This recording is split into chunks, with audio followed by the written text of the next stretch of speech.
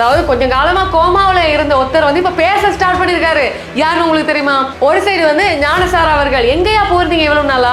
පරණ washing machine එකකට මෝටරයක් හයි කළා අන්න අයත් වතාවක් රෙදි හොදන වැඩේ පටන් අරගන්න යනවා. இந்த ஆளுநர்கள்லாம் யார் நியமிச்சிருப்பாங்க, யாரோட ஐடியாவா இருக்கும் அப்படின்னு பார்த்தாக்கா நம்மளுடைய பசில் ராஜபக்ஷ அவர்கள் தானா. லாஸ்ட் வீக் அவர் இப்ப துபாயில இருக்காரு. திருப்பியும் ஒரு இனவாதம் அப்படிங்கிற ஒரு விஷயத்த வச்சு அரசியலை நடத்த பாக்குறாங்களான்னா ஆமாங்க, அப்படிதான், அதான் நடக்க போகுது. இன்னுமே அவங்களுக்கு விட்டு போகல. அதே அழுகை, அதே கண்ணீர் ஒவ்வொரு வருஷமும் அவங்களுடைய அந்த துக்க நாளாக வந்து இன்னைக்கு வந்து இருக்கு அப்படின்னு தான் சொல்ல முடியும். இவங்க ரெண்டு பேரும் வந்து இப்ப முஸ்லிம்களுடைய பிரச்சனைக்கு பெருசா வாய் திறந்து பேசுறாங்க இல்ல. இவங்க மேல வந்து எங்களுக்கும் அதிருப்தி இருக்கு, மக்களுக்கும் அதிருப்தி இருக்கு. அதனால நாம புதுசா ஒரு டீம் ஒன்று உருவாக்க போறோம்ப்பா. அஸ்ஸலாமு அலைக்கும், வணக்கம், ஐபவான், welcome to CGC talk show. This is me Fathima Rinosa. 10 டேஸ்க்கு அப்புறம் உங்க எல்லாருமே மீட் பண்ணிருக்கேன். ஊருக்கு போயிருந்தேன் அண்ட் வந்தது கொஞ்சம் சுகையினம் காரணமாக வீடியோஸ் எதுவுமே போட முடியல. எல்லாரும் எப்படி இருக்கீங்க, நல்லா இருக்கீங்களா? அண்ட் நாட்டில் நடக்கிற பிரச்சனைகளை பார்க்கும் பொழுது என்னப்பா இவ்வளோ பிரச்சனை நடக்குது, ஏதாச்சும் ஒன்று நடக்கணும்னா ஏதாச்சும் ஒன்று வந்து இதாயிட்டே இருக்கும். அதே மாதிரி தான் அந்த கடத்தல் சம்பவங்கள், இறப்புக்கள் அப்படி எல்லாம் நடந்துட்டு இருக்கு நம்ம நாட்டில். இதை தாண்டி நம்ம நாட்டில் இன்னொரு முக்கியமான பிரச்சனை என்னன்னா இனவாதம். அப்படியே படுத்து தூங்கி போத்திட்டு தூங்கிட்டு இருந்த அந்த சந்தர்ப்பம் எல்லாம் தாண்டி திரும்பியும் ஒரு இனவாதம் அப்படிங்கிற ஒரு விஷயத்த வச்சு அரசியலை நடத்த பாக்குறாங்களான்னா ஆமாங்க, அப்படிதான், அதான் நடக்க போகுது அப்படிங்கிறது தான் முக்கியமான விஷயமாக இருக்கு. இதெல்லாம் போக நேத்து 3 மாகாணங்களுக்குரிய ஆளுநர்களை வந்து ஜனாதிபதி அவங்க வந்து நியமிச்சிருந்தாங்க. அதுல வந்து வடமேல் மாகாண ஆளுநராக லக்ஷ்மண் யாப்பா அபேவர்தன் அவர்கள் வந்து நியமிக்கப்பட்டாங்க. இதுக்கு முன்னாடி வசந்த கர்ணா கூட இருந்தாரு. அதுக்கப்புறம் வட மாகாண ஆளுநராக முன்னாடி ஜீவன் தியாகராஜா இருந்தாரு. அதுக்கப்புறம் PSM சார்ல்ஸ் அவங்க வந்து ஆளுநராக நியமிக்கப்பட்டாங்க. கிழக்கு மாகாண ஆளுநராக வந்து நம்மளுடைய செந்தில் தொண்டமான் அவர்கள் வந்து நியமிக்கப்பட்டிருந்தாங்க. முன்னாடி அனுராதா யஹம்பத் அப்படிங்கிற ஒரு லேடி இருந்தாங்க. சரி, இது போக இப்போ வந்து எல்லாருக்கும் நேத்து ஒரு கேள்வி. சரி, வடமேல் மாகாணம் ஓகே, வட மாகாணம் ஓகே, ஆனா கிழக்கு மாகாணம் எப்படிங்க செந்தில் தொண்டமான நியமிச்சாங்க? யாரு நியமிச்சிருப்பாங்க? யாருடைய அந்த ஒரு இதுக்கு அவர் வந்து போயிருப்பார் அப்படிங்கிற டவுட் எல்லாருக்குமே இருந்திருக்கும். செந்தில் தொண்டமான் அவர்கள் மிகவும் ஆழ்மிக்க ஒரு நபர். அதை தாண்டி ஆனா எல்லாரும் எதிர்பார்த்தது வேற மாதிரி எதிர்பார்த்திருப்பாங்க. பட் இதை தாண்டி அதுக்கு இடையில பாத்தீங்கன்னா இந்த சப்ரகமு மாகாணத்தினுடைய ஆளுநரை நேற்று வந்து நியமிக்க இருந்தாங்க.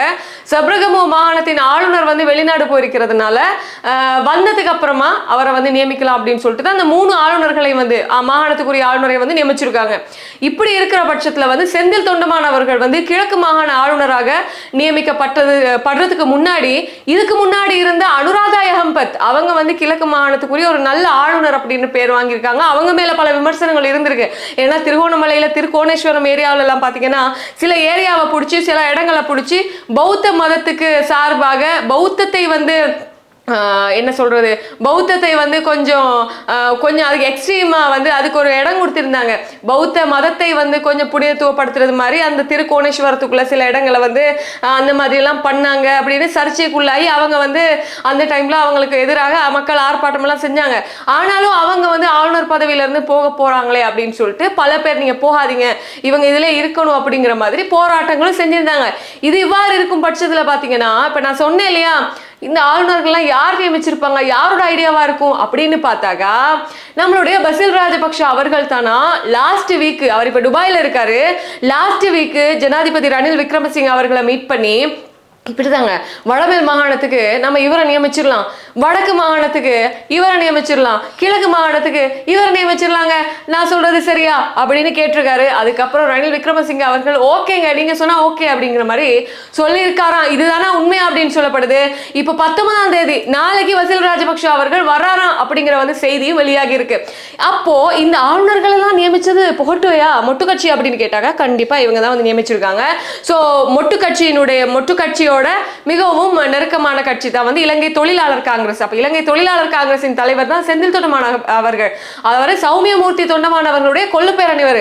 அப்ப தொண்டமான் பரம்பரையிலிருந்து வந்து அதாவது மலையகத்தை பிரதிநிதித்துவப்படுத்தக்கூடிய ஒரு மனிதர், மலையக மக்களுக்கு மிகவும் பரிச்சயமான ஒரு மனிதர், மலையக மக்களுக்காக தொண்டு செய்த ஒரு மனிதர் எப்படா கிழக்கு மாகாணத்துக்குள்ள வந்தார் அப்படின்னு பார்த்தா இப்படிதான்டா வந்திருக்காரு அப்படிங்கிற ஒரு விமர்சனம் போயிட்டு இருக்கு. நான் சொல்லலப்பா, இதான் உண்மை அப்படின்னு வந்து சொல்லப்படுது. இதை தாண்டி நேத்து வந்து ஒரு பிரஸ் மீட் நடந்திருக்கு. அந்த பிரஸ் மீட்ல இப்ப எல்லாருக்குமே ஒரு டவுட், ஆரம்பிச்சிட்டீங்களா? திரும்ப ஸ்டார்ட் பண்ணிட்டீங்களா? உங்க டிராமா எல்லாம் வந்து நீங்க வந்து இது பண்ண போறீங்க, இதை நாங்க வெயிட் பண்ணிட்டு தான் இருக்கணும் பாக்குறதுக்கு அப்படின்னு பார்த்தா ஜோன்ஸ்டன் பெர்னாண்டோ அவர்கள் மொட்டு கட்சியினுடைய மிகவும் முக்கியமான ஒரு பில்லர் இவர்கிட்ட கேட்குறாங்க, அப்போ மகிந்த பிரதமரா வருவாரா அப்படின்னு கேட்டா, ஏங்க ஆல்ரெடி பிரதமரா வந்து தினேஷ் குணவர்தன் இருக்காரு, நல்லா தான் பண்ணிட்டு இருக்காரு, எதுக்கு நீங்க இப்படி கேள்வி கேட்குறீங்க அப்படின்னு கேட்குறாரு. சரி, அப்ப எதிர்காலத்துல ஜனாதிபதி வேட்பாளராக யார் வருவாங்க, அது இப்ப சொல்ல முடியாதுங்க, இப்போ உள்ள ஜனாதிபதி நல்லா தான் பண்ணிட்டு இருக்காரு அப்படின்ட்டு அவங்களும் வாய் விடுறதாக இல்லை. ஏன்னா இப்போ ஒரு 1 வீக் முன்னாடி 4-5 நாட்களுக்கு முன்னாடி கொழும்புல பலத்த பாதுகாப்பாக மஹிந்த ராஜபக்ஷ அவர்கள் திரும்ப பிரதமராக பதவியேற்க போறாராமே அப்படிங்கிற ஒரு செய்தி. இதுல வந்து உண்மையிலே ஒரு விஷயம் சொல்லி ஆகணும், என்னன்னா உண்மையா வர்ற செய்திகளை தாண்டி இந்த வதந்திகள் வந்து ரொம்ப அதிகமாகுது. எது உண்மை எது பொய்ன்னு நமக்கு தெரியவே தெரியாது. இப்படி இருக்கும் பட்சத்துல எதை நம்புறதுன்னு தெரியாது இல்லையா? அப்ப கொஞ்சம் ஆராய்ஞ்சு பார்க்க வேண்டியதாக இருக்கும். அவங்க மொட்டு கட்சியினுடைய சைட்ல சொல்றாங்க என்னன்னா, இல்லைங்க எல்லாரும் இருக்காங்க தானே, அப்ப எதுக்கு நீங்க எங்களை பிடிச்சி வம்பிழுத்துட்டு இருக்கீங்க அப்படிங்கிற மாதிரி அவங்க வெளியால பேசிட்டு இருந்தாலும், அடுத்த ஆட்சி யாரை நம்ம ரெடி பண்ணணும், மொட்டு கட்சிக்குள்ள யாரை நம்ம கொண்டு வரணும் அப்படிங்கிற மாதிரி அவங்க இப்போ வந்து ரொம்ப ஆயத்தமான நிலைமையில இருந்துட்டு இருக்காங்க. இப்போ இந்த கிறிஸ்தவ மத போதகர் ஜெரோம் பெர்னாண்டோ அப்படிங்கிற ஒரு பேர் வந்து ரொம்ப என்னது இப்படி ரொம்ப பாப்புலரா போயிட்டு இருக்கு. அவர் இப்போ வெளிநாட்டுக்கு வந்து போயிட்டாரு, அவரை வந்து அரெஸ்ட் பண்ணுங்கன்னு சொல்லியிருக்காங்க. என்னதான் அவர் பண்ணாருன்னு பார்த்தாக்கா, தான் வந்து இயேசுவின் ஒரு தூதுவராக இருக்காரு அப்படின்னு சொல்லிட்டு இவர் வந்து பௌத்த மதத்தை வந்து அவமதிச்சிருக்காரு அப்படிங்கறதான் இப்ப பிரச்சனை. இவர் இப்ப பிரச்சனை அப்படி பேசினதுக்கு அப்புறமா எங்க இருந்து பிரச்சனை ஸ்டார்ட் ஆயிருக்கு அப்படின்னு பார்த்தாக்கா, ஓகே நீ எப்படி புத்த மதத்தை அவமதிப்பாய் அப்படின்னு சொல்லி இப்ப நிறைய பேர் கேள்வி கேட்க ஆரம்பிச்சிட்டாங்க. இதுல ரொம்பவே கோமாவுல இருந்த, அதாவது கொஞ்சம் காலமா கோமாவுல இருந்த ஒருத்தர் வந்து இப்ப பேச ஸ்டார்ட் பண்ணிருக்காரு. யாருன்னு உங்களுக்கு தெரியுமா? ஒரு சைடு உதயகமன் பிள்ளை அவர்கள், ஒரு சைடு வந்து ஞானசார அவர்கள். எங்கேயா போயிருந்தீங்க இவ்வளவு நாளா? நான் நினைச்சேன் எங்கேயாச்சும் போய் தற்கொலை பண்ணிருப்பாரோ, இல்லைன்னா நாடு கடத்தப்பட்டாரோ, இல்லைன்னா வேற ஏதாச்சும் நாட்டுல போயிட்டு ஏதாச்சும் ஒரு வேலை, ஒரு ஊபர் ஈட்ஸ்லையோ இல்லை நான் வந்து பீஸா டெலிவரி பண்ணுறதுலையோ ஏதாவது சம்திங் பிக்மி ஏதாச்சும் ஒரு கம்பெனியில் வந்து ஆன்லைன் கம்பெனியில் ஒர்க் பண்ணிட்டு இருப்பாரோ அப்படின்னு தான் நான் நினச்சேன். ஆனால் அதை தாண்டி இப்போதான் ஞானசார தேரர் அவர்கள் வந்து திரும்ப ஸ்டார்ட் பண்ணிருக்காரு. வந்துட்டேன்னு சொல்லு, நான் வந்திருக்கேன் இப்போ, அப்படியெல்லாம் விட்டுற முடியாது, அப்படி எப்படி நீங்கள் அவமதிப்பீங்க அப்படின்னு சொல்லிட்டு பேச ஆரம்பிச்சிருக்காங்க. அது மட்டும் இல்லாமல் ஞானசார தேரர் அவர்களுடைய வருகையை வந்து எங்களுடைய சமீர பெரேரா அவர்கள் வந்து எப்படி விமர்சிச்சிருக்காருன்னா, கோட்டாபய ராஜபக்ஷ அவர்களுடைய வாஷிங் மெஷின் திரும்ப வந்துருச்சுப்பா, இவ்வளவு நாளா எங்க இருந்துச்சுன்னு தெரியல, இவ்வளவு நாளா கோமாவிலையா தூங்கி இருந்துச்சுன்னு தெரியல, திரும்ப அவருடைய இதெல்லாம் கழுவுறதுக்காக இவர் வந்திருக்காரு. நான் நினைச்சேன் அவர் எங்கேயோ போயிருப்பாரு, ஆனா திரும்ப வந்து ஸ்டார்ட் பண்ணிட்டு இருக்காரு. முன்னாடி நம்பினோம், ஆனா இப்ப நம்ப மாட்டோம் இவருடைய கதை அப்படிங்கிற மாதிரி எங்களுடைய சமீர பெரேரா அவர்கள் வந்து ரொம்ப கிண்டலா பேசியிருந்தாரு. ඊයේ දැක්කා අර ගෝඨාභය රාජපක්ෂගේ පරණ වොෂින් මැෂින් එකකට ගෝඨාභය රාජපක්ෂගේ තිරාපත් වෙච්ච මලකඩකා ලොං හැලිච්ච අබලි බවට පත් වෙලා තියෙන පරණ වොෂින් මැෂින් එකකට මෝටරයක් හයි කළා අන්න අයයිත් වතාවක් රෙදි හොදන වැඩේ පටන් අරගන්න යනවා. දැන් මේ පරණ මේ වොෂින් මැෂින් එක பௌகிய காலම මේ රටේ ජනතාව හොය හිටියේ කොහෙද ඉන්නේ කියලා. இது போக இன்னொரு பிரச்சனை, என்ன பிரச்சனைனா, இப்போ அகில இலங்கை மக்கள் காங்கிரசின் தலைவர் ரிஷாட் பதியுதீன் அவர்கள், இவர் ஒரு பாராளுமன்ற உறுப்பினர், இன்னொரு பாராளுமன்ற உறுப்பினர், மூத்த பாராளுமன்ற உறுப்பினர் ரவுஃப் ஹக்கீம் அவர்கள், முஸ்லிம் காங்கிரசின் தலைவர். இவங்க 2 பேரும் வந்து இப்ப முஸ்லிம்களுடைய பிரச்சனைக்கு பெருசா வாய் திறந்து பேசுறாங்க இல்ல. இவங்க மேல வந்து எங்களுக்கும் அதிருப்தி இருக்கு, மக்களுக்கும் அதிருப்தி இருக்கு, அதனால நாங்க புதுசா ஒரு டீம் ஒன்று உருவாக்க போறோம்ப்பா அப்படிங்கிற மாதிரி ஒரு கதை வந்திருக்கு. யார் யார் அந்த டீம்ல இருக்காங்க, என்னதான் நடந்துச்சு அப்படின்னு பார்த்தாக்கா, 2 days முன்னாடி காட்டகஸ்தகிலியில ஒரு அரபு கல்லூரியில பட்டமளிப்பு விழா ஒன்று நடந்திருக்கு. இதுல அனுராதபுரம் மாவட்டத்திற்கான பாராளுமன்ற உறுப்பினர் இஷாக் ரஹ்மான் அவர்கள் மற்றும் முன்னாள் ஆளுநர் அசாஸ் அலி அவர்கள் கலந்துகிட்டு இருந்திருக்காங்க. இதுலதான் அவர் சொல்லியிருக்காரு அப்படின்னா, இப்ப வந்து இப்ப இந்த கஃபூரியா பிரச்சனை, இந்த முஸ்லிம் மக்களுடைய ஏனைய பிரச்சனைகள் எல்லாமே வந்து சிலவங்க வாய் திறக்கிறதும் இல்ல, அவங்களுடைய அரசியல் தலைமைகளை வந்து அவங்களுடைய பதவிகளை வந்து தக்க வைக்கிறதுக்காக எல்லாம் பண்ணிட்டு இருக்காங்க. அதனால நாங்க இப்ப புதுசா ஒரு டீம் ஒன்றை வந்து பேசிக்கிட்டு இருக்கோம்ப்பா அப்படிங்கிற மாதிரி தான் சொல்லியிருக்காங்க. அந்த டீம்ல யார் யார் இருக்காங்க அப்படின்னு பாத்தீங்கன்னா, எங்களுடைய இஷாக் ரஹ்மான் அவர்கள், அனுராதபுரம் எம்பி இஷாக் ரஹ்மான் அவர்கள், அம்பார மாவட்டத்துக்குரிய நாடாளுமன்ற உறுப்பினர்களான ஹரிஸ் அவர்கள், மற்றது ஃபைசல் காசிம் அவர்கள், முஷரப் முதுநபீன் அவர்கள், அதுக்கப்புறம் திருவோணமலை நாடாளுமன்ற உறுப்பினர் வந்து தௌஃபீக் அவர்கள், அண்ட் களுத்துறை பாராளுமன்ற உறுப்பினரான மர்ஜான் ஃபலீல் அப்படின்னு இப்போ 6 பேர் சேர்ந்து ஒரு புதிய கூட்டணி வந்து ஆரம்பிச்சு இலங்கையில முஸ்லிம்களுக்கு என்னென்ன பிரச்சனை அப்படிங்கிறத நம்ம வந்து தீர்த்து வைப்போம் அப்படிங்கிற மாதிரி இப்போ இவங்க இறங்க இருக்காங்களான்னு சொல்லப்படுது. ஸோ இந்த கூட்டணி வர்றதுனால பழைய கூட்டணிக்குள்ள என்ன பிரச்சனை வரும்னு நமக்கு தெரியாது.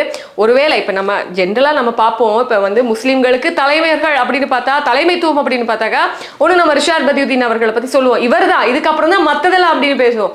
அஷ்ரஃப் அவர்கள் இருக்கும் வரைக்கும் அஷ்ரஃப் அவர்கள் தான், அதுக்கப்புறம் ரவுஃப் ஹக்கீம் அவர்கள்.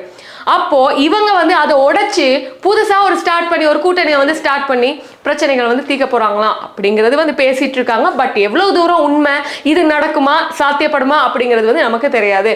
அட் த சேம் டைம் பாத்தீங்கன்னா எதிர்வரும் 3 வாரங்கள்ல மருந்துகளுடைய விலை வந்து குறைக்கிறதாக இருக்காங்க. இது போக இந்த பெண்களை வந்து கடத்துறது, மாணவர்களை வந்து கடத்துறது, என்னதான் நடக்குது நாட்டுல, இப்படி இந்த மாணவர்களை கடத்தி பெண்களை வந்து வன்கொடுமை செஞ்சு பாலியல் கொடுமைகள் செஞ்சு இப்படியான ஒரு பிரச்சனையை வந்து ஒரு பெரிய ஒரு பிரச்சனையாக வந்து நம்ம நாட்டுல காட்டி என்னத்தை இவங்க சாதிக்க போறாங்க அப்படிங்கிறது கேட்டா தான் நமக்கு தெரியாது. இன்னைக்கு நான் ஒரு வந்து வீடியோ ஒன்று பார்த்தேன் ஃபேஸ்புக்ல. அதுல வந்து ஒரு ஆசிரியரா, இந்த ஆசிரியர் பாத்தீங்கன்னா ஒரு மாணவியோட வந்து தொடர்பு வச்சிருக்காரு அப்படின்னு சொல்லிட்டு அவரை பிடிச்சி அடிச்சிருக்காங்க. எனக்கு தெரிஞ்ச ஒரு மட்டக்களப்புல ஒரு ஸ்கூல்ல படிச்சு கொடுக்கக்கூடிய ஆசிரியர் அப்படின்னு சொல்லப்படுது. நிஜமாவே இந்த மாதிரியான விஷயங்கள் வந்து ரொம்ப கஷ்டமான ஒரு விஷயமா இருக்கு. அதோட பிள்ளையந்தலையில ஸ்கூல் மாணவி 6 வயது மாணவி ஒரு ஆளை வந்து ஸ்கூல் அந்த வேன்ல உள்ள சாரதி வந்து பாலியல் துஷ்பிரயோகத்துக்கு உட்படுத்தினாங்க அப்படின்னு சொல்லிட்டு பிள்ளையந்தலை போலீசார் வந்து சொல்லியிருக்காங்க. ஏதோ அந்த மாணவியுடைய முகத்துல வந்து தெளிச்சு பாலியல் துஷ்பிரயோகத்துக்கு உட்படுத்தப்பட்டதாக அந்த புள்ள வந்து சொல்லியிருக்கு. இப்போ ஹாஸ்பிட்டல்ல வந்து அட்மிட் ஆகியிருக்காங்க அந்த புள்ள. ஸோ இது ஒரு விஷயம் இல்லைங்க, இந்த மாதிரி பல விஷயங்கள் நம்ம நாட்டில் நடந்துட்டு இருக்கு. இதை தாண்டி இன்னொரு முக்கியமான ஒரு விஷயம் சொல்லி ஆகணும். மின்சார கட்டணத்தை வந்து 27% குறைக்க சாத்தியம் காணப்படுது அப்படின்னு சொல்லிட்டு பொது பயன்பாடுகள் ஆணைக்குழுவின் தலைவர் ஜனக ரத்நாயக்க வந்து சொல்லியிருக்காரு. குறைச்சா நல்லதாங்க, ஏற்கனவே மின்சார கட்டணம் வந்து ட்ரிபிள் மடங்கா வந்து அதிகரிச்சு போயிருக்கு. நீங்க குறைச்சிங்கன்னா ரொம்பவே ஈஸியான ஒரு விஷயமா இருக்கும், மக்களுக்கு ரொம்ப லேசாக இருக்கும் அப்படின்னு சொல்லிக்க விரும்புகிறோம். அதை தாண்டி 2017 இருந்து 2022 வரைக்கும் அனுராதபுரம் மாவட்டத்தில் 4500 சிறுநீரக நோயாளர்கள் வந்து உயிரிழந்திருக்காங்க அப்படின்னு சொல்லப்படுது. 4500 சிறுநீரக நோயாளர்கள் அப்படிங்கிறது சின்ன விஷயம் கிடையாது. இது ஒரு டிஸ்ட்ரிக்ட்ல. என்ன காரணம் அப்படின்னு பார்த்தா தண்ணீர் அப்படின்னு வந்து சொல்லப்படுது. அதனால நீங்க குடிக்கிற தண்ணீரை கொதிக்க வச்சு குடிங்க, அப்படி இல்லைன்னா வந்து இந்த பொட்டில் அடைக்கப்பட்ட பிளாஸ்டிக் பொட்டில் அடைக்கப்பட்ட தண்ணீர்களை குடிக்கிறத குறைச்சிக்கோங்கன்னு சொல்லப்படுது. அதை தாண்டி இந்த வருஷத்துல மாத்திரம் முதல் 4 மாதங்கள்ல அனுராதபுரம் டிஸ்ட்ரிக்ட்ல பாத்தீங்கன்னா டெங்கு நோயாளர்களின் எண்ணிக்கை 209 வந்து அதிகரிச்சிருக்கு. 90 பேர் வந்து எலிக்காய்ச்சலால பாதிக்கப்பட்டிருக்காங்க. டெங்கு, எலிக்காய்ச்சல், அதுக்கப்புறம் COVID-19, என்னது ஹை பிளட் பிரஷர், இரத்த அழுத்தம் வந்து அதிகமாக காணப்படுதுன்னு சொல்லப்படுது. இலங்கையில 62% ஆண்களுக்கும் 48.1% பெண்களுக்கும் உயர் இரத்த அழுத்தம் இருக்காம் அப்படின்னு சொல்லப்படுது. உலகளாவிய ரீதியில பதிவாகியுள்ள இருதய நோய் மற்றும் அகால மரணத்திற்கு இந்த உயர் இரத்த அழுத்தம் தான் ஒரு முக்கியமான விஷயமாக இருக்கு அப்படின்னு சொல்லப்படுது. இதனுடைய அறிகுறிகள் என்னன்னு பாத்தீங்கன்னா ஓவரா கோவப்படுறது, சம்பந்தமே இல்லாம ஆத்திரப்படுறது அப்படிங்கிற ஒரு விஷயம் இருக்கு. அதை தாண்டி 35 வயதுக்கு மேற்பட்டவர்கள் போய் அரசாங்க மருத்துவமனைகள்ல செக் பண்ணி பார்த்துங்க, உங்களுக்கு வந்து சுகர் இருக்கா, பிரஷர் இருக்கா, இல்லைன்னா உங்க உடம்பு வந்து என்ன மாதிரி ஒரு கண்டிஷன்ல இருக்கு அப்படின்னு வந்து நம்ம பார்த்துக்கலாம். இது அறிகுறிகள் இன்னும் வந்து சொல்லியிருக்காங்க என்னன்னா கடுமையான தலைவலி, நெஞ்சு வலி, சுவாசிப்பதுல சிரமம், குமட்டல், வாந்தி, மங்கலான பார்வை, இதெல்லாம் வந்து அதிகமாக உங்களுக்கு இருந்துச்சுன்னா உங்களுக்கு உயர் ரத்த அழுத்தம் வந்து இருக்கும். பிரஷர் வந்து அதாவது ஹை பிரஷர் வந்து ரொம்ப அதிகமாக இருக்கும் அப்படின்னு சொல்லப்படுது. ஸோ இப்படியான சிம்டம்ஸ் உங்களுக்கு இருந்துச்சுன்னா ரொம்ப கேர்ஃபுல்லாக இருந்துக்கோங்க. நான் உங்களை பயங்காட்டல, பட் சொல்லிதானே ஆகணும் இல்லையா? ஸோ இப்படி இருக்கும் பட்சத்தில் தங்கத்தினுடைய விலை வந்து ரொம்ப குறைவடைந்து வர்றதாக வந்து சொல்லப்படுறது மட்டும் இல்லாமல் இதை தாண்டி 14 ஆண்டுகள் வந்து நிறைவடைந்திருக்கு யுத்த முடிவு இருந்தாலும் யுத்தத்தினால் அழிக்கப்பட்டோர், யுத்தத்தினால் இறந்தவர்களுடைய அந்த உறவினர்களுடைய அந்த கண்ணீர் வந்து இன்னும் நிக்கல. அது நின்றுச்சு 14 வருஷத்துக்கு முன்னாடி. முள்ளிவாய்க்காலில் வந்து நினைவேந்தல் நிகழ்வுகள் நீங்க நடைபெற்றது. தமிழ் தேசிய கூட்டமைப்பின் நாடாளுமன்ற உறுப்பினர் சுமந்திரன் அவர்கள், அதுக்கப்புறம் வந்து சிவஞானம் ஸ்ரீதரன் அவர்கள், அப்படி பல பேர் அரசியல் புள்ளிகள், மணிவண்ணன் அவர்கள், இப்படி பல பேர் கலந்துகிட்டு இருந்தாங்க. இதுல வந்து என்னன்னா மக்கள் வந்து அந்த பாருங்க, எனக்கு அது பிடிச்ச விஷயம் என்னன்னா 14 வருஷங்கள் ஆகியும் கொஞ்சம் கூட அந்த பாசமோ அந்த இரக்கமோ அந்த உறவினர்களோட மரணித்த உயிர்நீத்த அந்த உறவினர்கள் கூட உள்ள அந்த பாண்டிங் வந்து இன்னுமே அவங்களுக்கு விட்டு போகல. அதே அழுகை, அதே கண்ணீர் ஒவ்வொரு வருஷமும் அவங்களுடைய அந்த துக்க நாளாக வந்து இன்னைக்கு வந்து இருக்கு அப்படின்னு தான் சொல்ல முடியும். ஸோ இப்படி பல விஷயங்கள் நடந்துட்டு இருக்கு. அண்ட் எல்லாரும் கேட்டிருந்தீங்க, என்ன பயந்து ஒழிஞ்சிட்டீங்களாண்ணா? அப்படியெல்லாம் போராள் தான் கிடையாது. சமூகத்துக்கு என்ன தேவையோ அதை எப்பயுமே நான் சொல்லிட்டு இருப்பேன். இன்ஷா அல்லாஹ் இன்னொரு வீடியோவில் சந்திக்கிறேன்.